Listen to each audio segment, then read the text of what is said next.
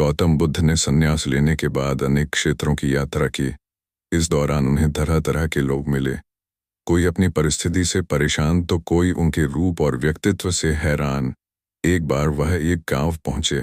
वहां एक स्त्री उनके पास आई और उनसे बोली, आप तो बिल्कुल किसी राजकुमार की तरह लगते हैं। क्या मैं जान सकती हूँ कि इस युवा अवस्था में आपके गेरुआ वस्त्र धारण करने का क्या कारण है? बुद्ध ने उस स्त्री को विनम्रतापूर्वक उत्तर दिया, मैंने 3 प्रश्नों का हल ढूंढने के लिए जो युवा व आकर्षक है, जल्दी ही वृद्ध होगा, फिर बीमार होगा और अंत में मृत्यु अवस्था में चला जाएगा। मुझे वृद्धावस्था, बीमारी एवं मृत्यु के कारण का ज्ञान प्राप्त करना है। उनकी बातों से प्रभावित होकर उस स्त्री ने उन्हें भोजन के लिए अपने घर आमंत्रित किया, मगर उस स्त्री को गांव वाले पसंद नहीं करते थे।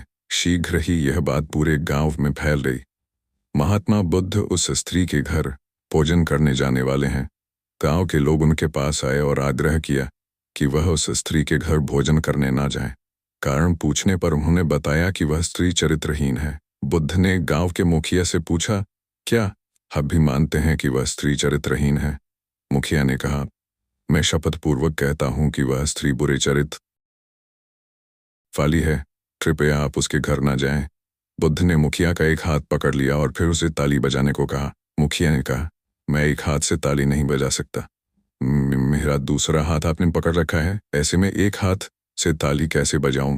बुद्ध बोले, जैसे एक हाथ से आप ताली नहीं बजा सकते, वैसे ही वह स्त्री खुद चरित्रहीन नहीं हो सकती जब तक इस गांव के पुरुष भी चरित्रहीन ना हो। अगर गांव के सभी पुरुष अच्छे होते तो वह स्त्री कदापि ऐसी ना होती।